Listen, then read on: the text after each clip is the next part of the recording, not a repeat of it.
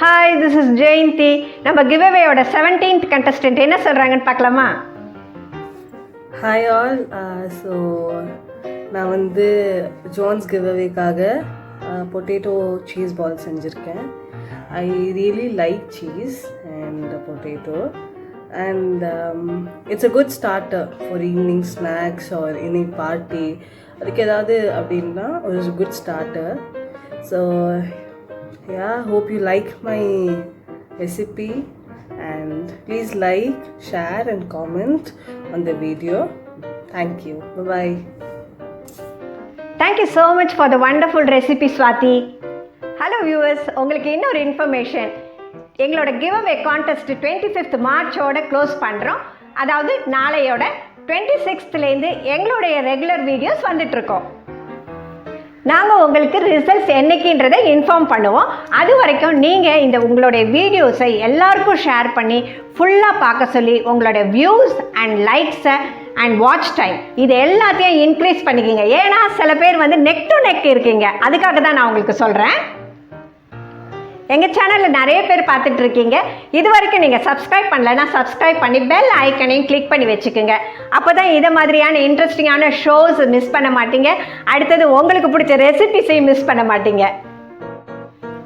சூப்பரான ரெசிபி கொடுத்துருக்காங்க ஸ்வாதி. கிட்ஸ் மட்டும் இல்லை, பெரியவங்க கூட இதை வேண்டானே சொல்ல மாட்டாங்க. இந்த ரெசிபியை கொடுத்த ஸ்வாதியை சப்போர்ட் பண்ணோன்னா இந்த வீடியோவை ஃபுல்லாக பார்த்து அவங்களுக்கு ஒரு லைக் கொடுத்துருங்க. இப்போ மிஸ் ஸ்வாதி சொல்லி கொடுத்த இந்த பொட்டேட்டோ சீஸ் பால்ஸ் எப்படி பண்ணுறது பார்க்கலாமா?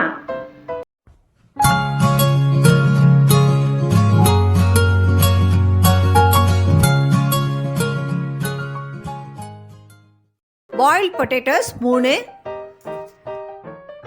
மொசரெல்லா சீஸ்,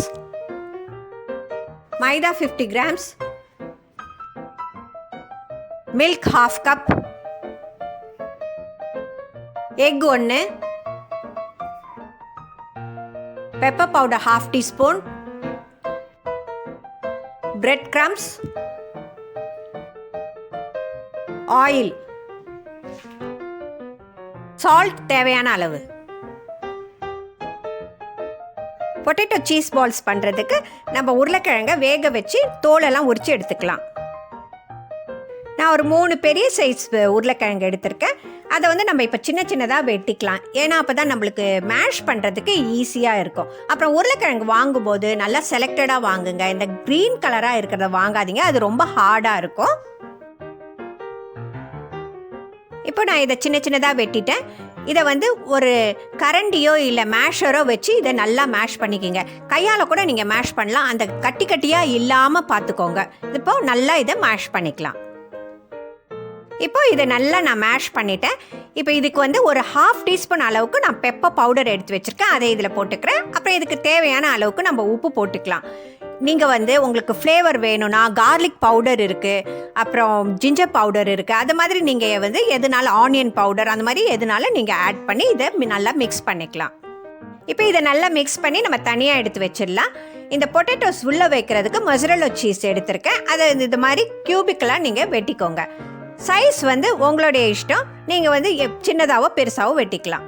இப்போது நம்ம மேஷ் பண்ணி வச்சுருக்க இந்த பொட்டேட்டோஸை சின்ன சின்ன போர்ஷன்ஸாக எடுத்து நம்ம நல்லா இப்படி கையாலேயே உருட்டிக்கலாம். உருட்டி இதை வந்து தட்டி இது உள்ளார வந்து நம்ம இந்த வெட்டி வச்சுருக்கிற சீஸை வைக்க போகிறோம். நீங்கள் சீஸ் வந்து சின்னதாக வேணுனாலும் சின்னதாக நீங்கள் கட் பண்ணிக்கலாம். அதுக்கு ஏற்ற மாதிரி இந்த பால்ஸையும் நீங்கள் சைஸ் வந்து சின்னதாக ஆக்கிக்கலாம். நான் வந்து ஓரளவுக்கு பெருசாக தான் பண்ணியிருக்கேன். இந்த மாதிரி நல்லா அழகாக ரேப் பண்ணி உருண்டையாக உருட்டி ஒரு பாலை உருட்டியாச்சு. இப்போ அடுத்தது நான் உங்களுக்கு செஞ்சு காட்டுறேன் பாருங்கள். இந்த உருளைக்கிழங்கை வந்து நீங்கள் நல்லா மேஷ் பண்ணிக்கணும். அங்கங்கே உங்களுக்கு கட்டி கட்டியாக இருந்துச்சுன்னா நம்ம உருட்டும் போதும் சரியாக வராது. நம்ம எண்ணெயில் போடும்போதும் அது அப்படியே பிரிஞ்சு பிரிஞ்சு போயிடும். அதனால நீங்கள் நல்லா மேஷ் பண்ணிக்கோங்க. இதே மாதிரியே சீஸை உள்ளே வச்சு நல்லா அழகாக எல்லாத்தையும் இதே மாதிரி நம்ம உருண்டெல்லாம் உருட்டிக்கலாம்.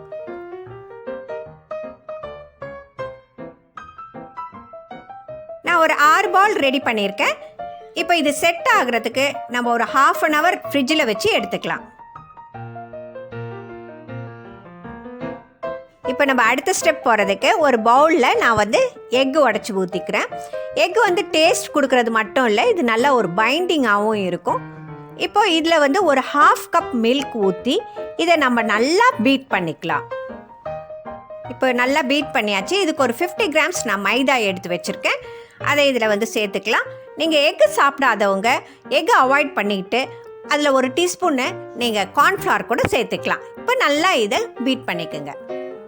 மைதாவையும் போட்டு நம்ம நல்லா இதை கரைச்சாச்சு. இந்த மாதிரியான கன்சிஸ்டன்சியில் இருக்கணும். இப்போ இதுக்கு தேவையான அளவுக்கு உப்பு போட்டுங்க. உப்பு வந்து ரொம்ப கம்மியாகவே போடுங்க. பிகாஸ் நம்ம வந்து உருளைக்கிழங்குலையும் உப்பு ஏற்கனவே போட்டிருக்கோம்.